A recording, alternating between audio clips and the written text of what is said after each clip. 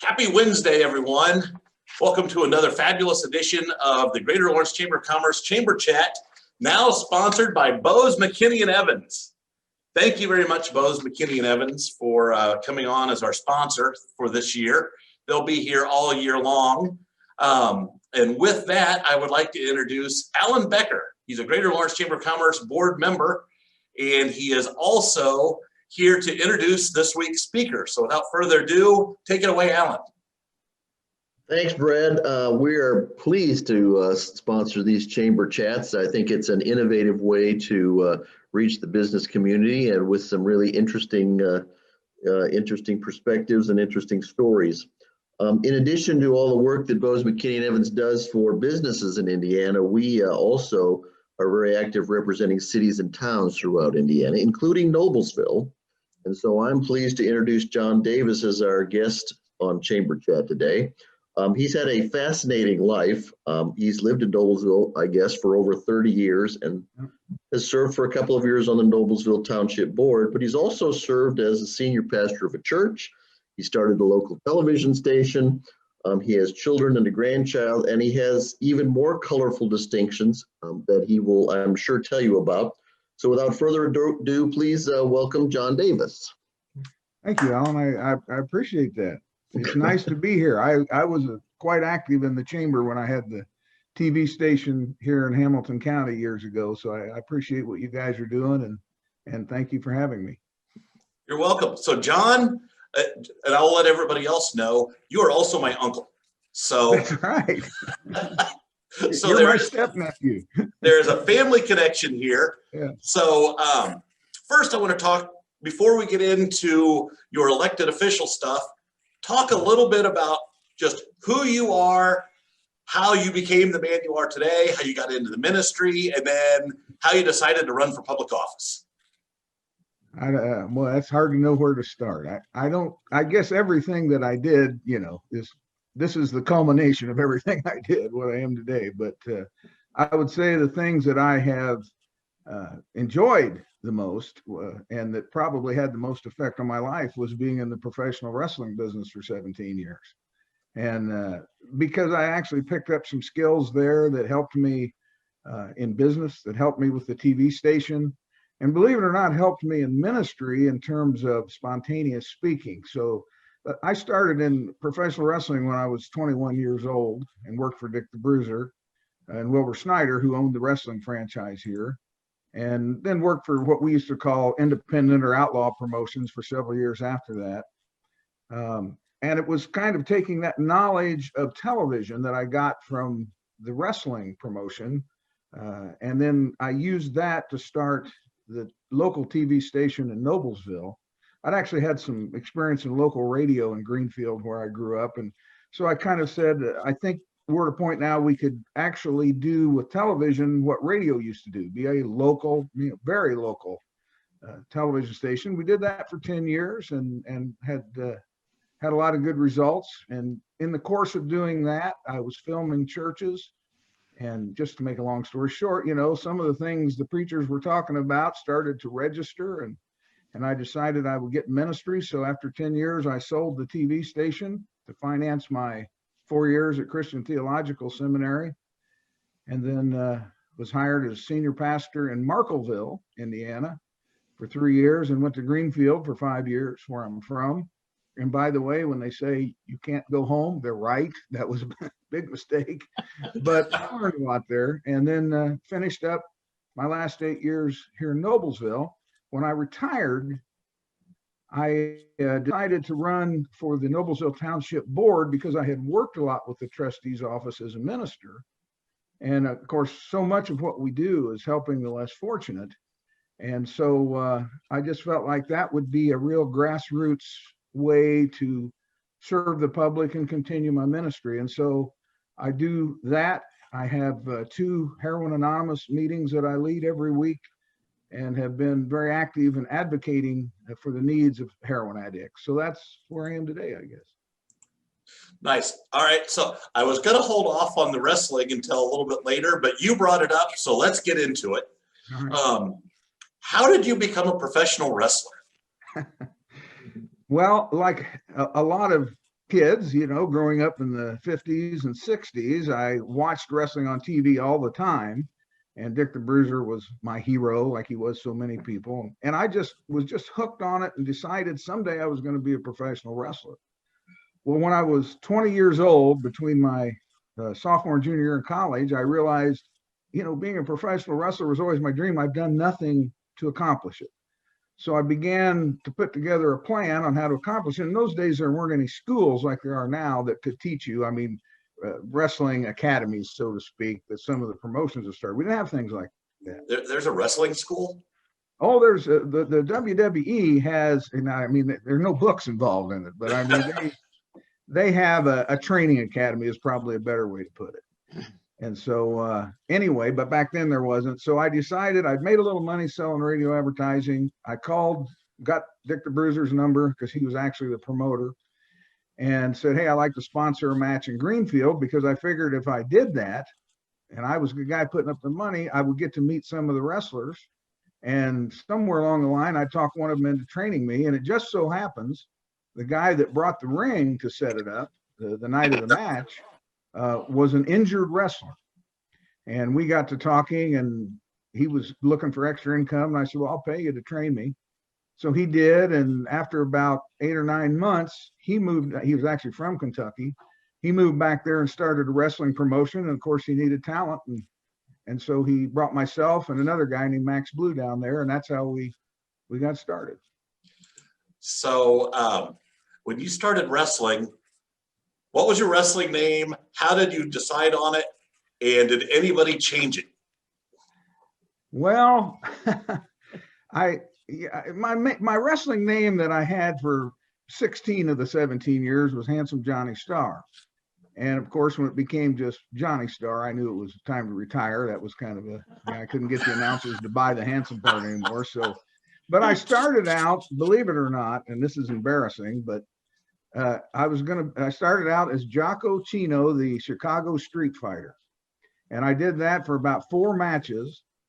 And the promoter, when I came up here from Kentucky, the promoter said that isn't going to work, And so I'd also in Kentucky gone under the name Gorgeous Johnny Starr. And for some reason, Bruiser changed it to Handsome Johnny Starr. I will never know why he did that, but he was the guy writing the check. So I went along with it.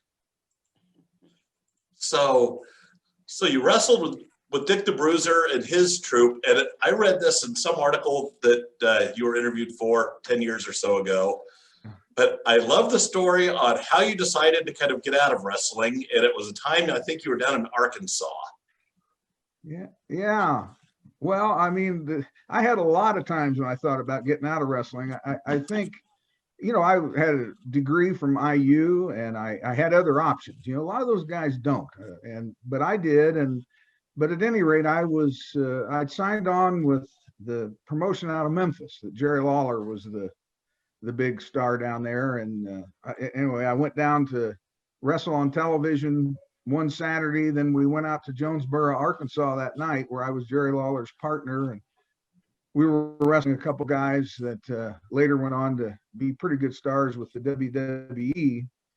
But I was just standing in the middle of that ring thinking the people at the Armory in Jonesboro, Arkansas were not the same people you saw at IU or most civilized places, let's put it that way. And I was exhausted from having driven all those hours. And this was the second time I'd wrestled that day. And in the first match on TV earlier in the day, I did what we call a blade job. So I got cut.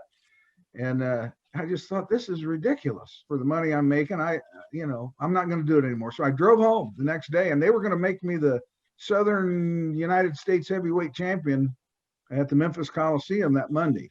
And I just said, I'm just done. And I was. So I quit and came home and got a job and then got back into wrestling here and there. Fun. So then you transitioned. What made you decide that the ministry was going to be your next career step? Well, the ministry was not actually my next career step. The television station was my next career step. I never had any desire to be in the ministry. I never had any desire to be in a church, period, to be honest with you. The only reason I stepped inside the church in Noblesville was because when we started that TV station, we weren't making any money. The concept was new, doing something that localized, and people just, they didn't get it. So I sent out a letter to, all the churches in Hamilton County. This one particular church said, yeah, we'd like to put our services on television, but we don't have a camera or anybody film it. I said, I'll come and do it. I mean, I was that desperate for money, and that's the only reason I was doing it. And, you sit there and you film those services every week, and eventually you start listening a little bit. And really and truly, there was a point in time where I would say I had a really spiritual experience. Really felt in my heart the presence of something I'd never felt before. And it was only for very brief moments, but it was very powerful. But my thinking was at that time, I'm sitting here going broke. I got kids in college. I'm just going through a phase, and this will pass. But after 10 years, it had not passed. And so that's when I decided to sell the TV station and go to seminary. I was 48 or 9 years old at the time.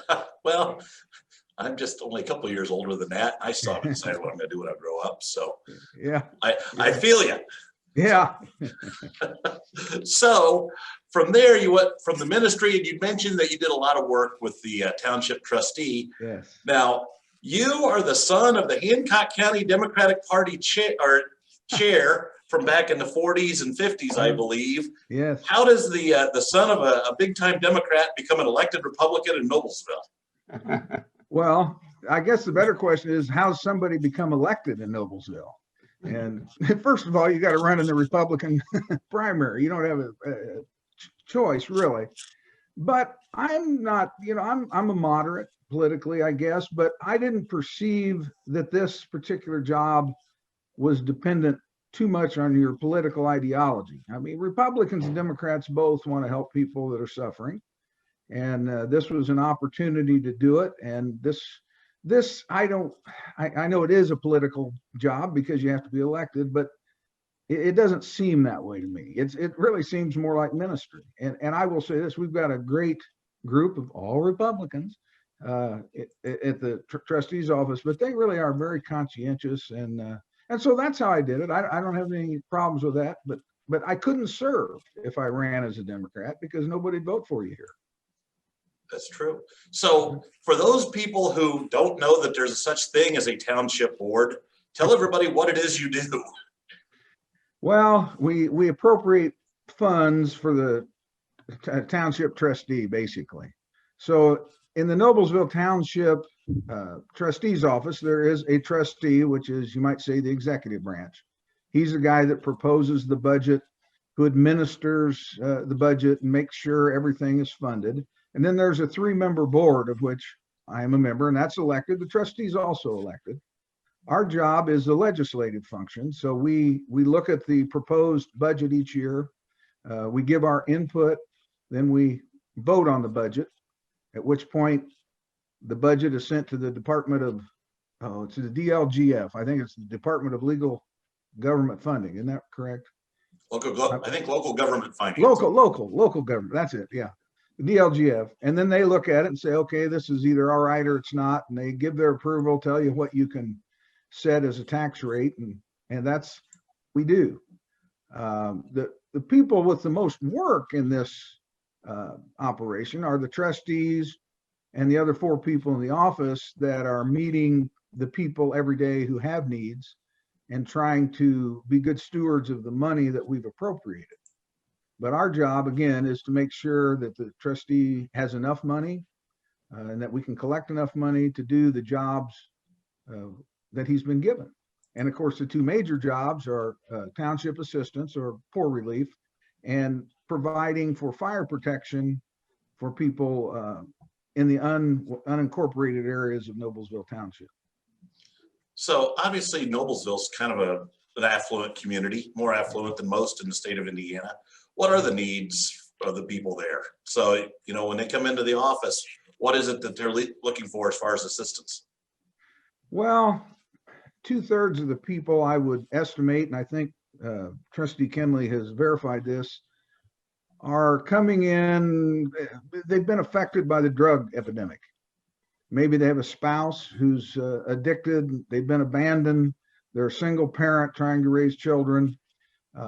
So they're looking for food. They're looking for rental assistance, shelter quite often. I mean, you name it. And Noblesville has plenty of those people that have fallen on hard times. And so we help in any way we can. And one of the things we do that I'm sure trustees' offices didn't do 20 or 30 years ago is we spend a lot of time trying to find help for people that are in active addiction. And sometimes that's at Aspire or Community North or wherever the treatment centers are. And then I, separately from the trustee's office, as I said, just my own personal ministry, I lead the 2 heroin anonymous meetings. But as a board member, as an appropriator of funds, our scope of authority is limited. I mean, we're not sitting there meeting with the actual people that come in seeking help. That's what the trustee does, and his deputies who, will investigate the need and that type of thing. Our job is solely to appropriate funds and oversee that those funds are used properly. All right. So I'd like to take an opportunity to thank Bose, McKinney, and Evans for being the sponsor of the Greater Lawrence Chamber of Commerce Chamber Chat. Any legal work you need, representation, give Alan Becker a call and he will take good care of you. We'll now take this as an opportunity for those of you who are here in attendance in the audience. It's your opportunity to ask a question of handsome Johnny Starr. Do we have any questions, comments, or Steve Davis, John's brother, is also here? Do you have any good stories? Wait, Allie Brown. I sort of have a story that I remember when John was wrestling as handsome Johnny Starr, and I didn't realize how long he'd actually wrestled. But anyway, it must have been several years after he started wrestling, and he was getting well known around Greenfield. And at one point, my dad came home and said our dad was the circuit court judge in Greenfield for a number of years. And he said he was standing out on the sidewalk talking to someone, and a couple of little kids went by. And my dad's name was George Davis, I might add, Judge Davis. A couple of little kids came by, and one of them said to the other, "Hey, there's Judge Starr. Johnny Starr's there." So I thought that was pretty funny. He thought it was hilarious. That was even funnier because you can only imagine how thrilled Dad was that I became a professional wrestler. Yeah, and then to be referred to as Judge Starr. I know one time, to kind of take off on that a bit, there was a liquor store that my dad would walk past every day, occasionally stop in for cigarettes. And at any rate, the lady in there was a big wrestling fan, and my persona as a wrestler was as a bad guy, or a heel, as we refer to it. And she just read Dad the riot act for something I'd done on TV a couple of weeks prior to that. Said he didn't need to come in there anymore if he was going to raise a son like that. Of course, Dad got a great kick out of that. Oh, that's fabulous. Allie Brown, I saw that you had a question. Yes. So thank you for being on. I don't know if people know this. I didn't necessarily campaign on it, but I'm a wrestling fan. I love it. And got to declare Indie Wrestling Weekend here in Indianapolis a couple months back. So that was pretty cool. So my question for handsome Johnny Starr is of the modern day wrestlers, who do you like? Who do you think has got that old school grit still going on? Because the way they do it now is so foreign to the way I did it, I don't really watch wrestling much anymore. And so I couldn't even tell you the names of 3 modern day wrestlers. I know there's a guy named Roman Reigns that I've heard his name before, but I would just say, here's what I don't like about the way they do wrestling. Wrestling is really, if you looked at it, finds its roots in Shakespeare. It's good versus evil. It's a play for the peasants. It's easy to understand. I don't mean that as an insult, but it's supposed to be black and white, black versus white, not black versus white, dark versus light, I should say. Just as Shakespeare had those themes in his stuff, but they've gotten away from that. It's hard to tell who the good guys are and who the bad guys are, and so and I think also the performance skills are different than what we had. So yeah, it's hard for me to relate to. I don't watch it too much, but I will tell you this much: the people that are professional wrestlers today are making 50 times what we made. So they're doing something right. I'll tell you that. Have you ever thought about getting back into it then? At 70 years old, probably not. I don't think all that wear and tear. I put it this way: I feel it more now than I did when I was wrestling. So yeah, no, I've never wanted to get back into it. So, and Counselor Brown, I can't believe you didn't campaign on that.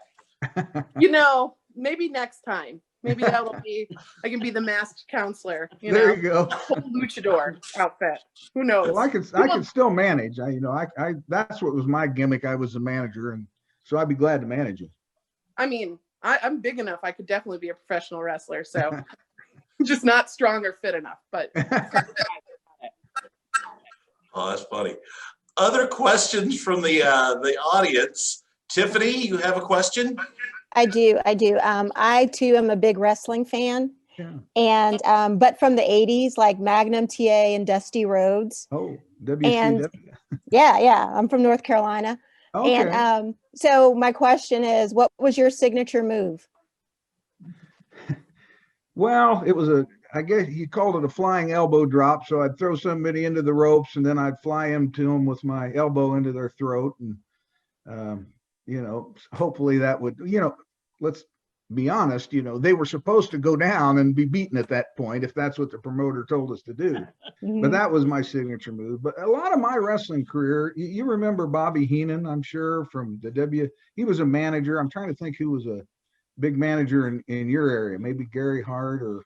Yes, Gary Hart. Yeah, well, that was kind of the role I had most of the time was, again, it's all acting. We know what we're going to do. It's orchestrated. I mean, not quite to the degree it is today, but we knew who was going to win and who wasn't going to win and what the finishing move would be. And so, but I did a lot of the Gary Hart type manager stuff. So it wasn't quite as critical for me to have the signature move because a lot of times when I wrestled, I was going to get beat anyway. So okay. My finish there was just to, lay on the mat and die, I guess. So what skills from wrestling have you brought over to politics? Well, that's a good question. I guess that's a harder question to answer. I could tell you, in the ministry, and the ability, when we did interviews on TV in those days, they would say to you, okay, go up there and do 2 minutes on Terre Haute. And I'd say, well, who am I wrestling in Terre Haute? And they'd say, and then you go up there and you do 2 minutes, trying to get the crowd worked up. So you had to learn to speak spontaneously without any preparation. Now, I did do preparation as a minister, but there was still a certain spontaneity about the way I preached that I actually picked up from the professional wrestling business, and probably a little bit of presentation that I picked up from the wrestling business. And, I guess that would be the main thing. I don't really know because I don't do much public speaking as a member of the trustee board. I will say one thing. When you're my size in the professional wrestling business, you learn how to get along with people because some of those wrestlers were so big. I mean, they could have killed me. I mean, if it was a legitimate fight, and some of them were just real testy in the dressing room. So I developed some skills in getting along with difficult people. Let's put it that way. Yeah, that serves us in every profession. Right. Exactly. Yeah. Thank you. Okay. Thank you. Other questions from the audience? Russ Dodge. Yeah. Hey, did you ever cross paths with David Mclean? Oh yeah. Yeah. Did you know him well, or? Oh yeah. Well, I'll tell you how well I knew him. One of the other little side ventures I had was promoting country music, and David was my partner in a promotion we did when we brought Johnny Paycheck and a girl named Terry Gibbs to Market Square Arena in 1980, I believe it was. Yeah, that's about right. I go back with him. I've kind of lost track of him now, but he started promoting dances when he was at IU, and at the same time he was doing the photography for Dick the Bruiser. Right. And one day I want to say it was Sam Menaker walked out, and Bruiser in his typical style, McLean, can you do this? So, Yeah. McLean became the MC, and next thing you know, David's doing the TV stuff, and it kind of took off from there. And, it's the Gorgeous Ladies of Wrestling started in my days at WTLC. And I remember distinctly, they filmed the pilot at the convention center in Indianapolis, without even any place for it to air or anything. And he brought some of the Gorgeous Ladies by the radio station, and that was a treat to say the least. And and we never knew when it was going to air, and it was like months later. I'm on the road doing business, and I'm in a hotel, and lo and behold, all of a sudden I hear these two familiar voices. It was McLean, and one of our announcers was the ring guy that night. And next thing you know, the show had that following, until he moved on from it. But it seems like he had a pretty good run with it. Yeah, that's interesting. After we had our little business venture together, and he was, I think, a freshman at IU when we did that. Yeah. Well, we lost $30,000 in 2 nights, so we dissolved the partnership fairly quickly. I mean, we didn't know what we were doing. But so I didn't really see him much after that. And so I kind of saw him, again, when the Gorgeous Ladies of Wrestling came on TV. And I give him credit because nobody up to that point had ever made money with female wrestlers. And I guess that he did. He did. I was watching the, what is it, Netflix series on Glow. It's based on his wrestling promotion. So I guess he made some money on that. He also did well with a roller hockey league, which in the early days of ESPN, you remember, they were desperate for programming. And you'd see Australian rules football. I'll give you a little bit of an example. But anyway, he came up with that, and he had a partner, was former Dolphins player. It was Nick Donacani. And the show aired on ESPN, usually in off time periods for a couple of years, and they filmed it down in Orlando, and had a decent run. I'm sure that ESPN bought it. They made some money on the deal. Yeah, but that was really my last real dealings with him. And it's going back a few years, but definitely I figured your guys' paths had to have crossed. So cool, thanks. Yeah. He was an interesting guy. He could really think outside the box, and I think that he had a way of making money. I mean, he knew how to do it. So yeah, that he did. Yes, absolutely. I totally agree with you there. Yeah. So, well, John, this is the Greater Lawrence Chamber of Commerce Chamber Chat. So I asked this question of all of our guests. Think about it. When you're coming to Lawrence, what is your favorite thing to do when you come to Lawrence? When I come to Lawrence, eat someplace. There's a lot of good restaurants around there. That's true. Years ago, by the way, there was a place called Flunky Freddy's in Lawrence. Did you ever hear of that place? I vaguely remember that name. It was legendary. Let me just tell you, a guy named George Saliba ran it. George had started the Rail Club in downtown Indianapolis. He was another guy that was kind of ahead of his time, but that was a really hopping spot in Lawrence back in the 70s. But yeah, no, we looked for the various restaurants, and there's a lot of ethnic restaurants there that are really good. It's a great place to go. Yep. Well, when the weather gets a little nicer, the pandemic gets a little less, we'll have to have you guys out and show you around the fort and show you Sheila and I's new place, and go over to the park if nothing else. So, John Davis, I want to thank you very much for joining us. You've been a fantastic guest. I had no idea we had so many wrestling fans in attendance. You just never know. And I also want to thank our new sponsor, Bose, McKinney, and Evans, for sponsoring Chamber Chat this year. Thank you very much, Alan, for coming on board with that.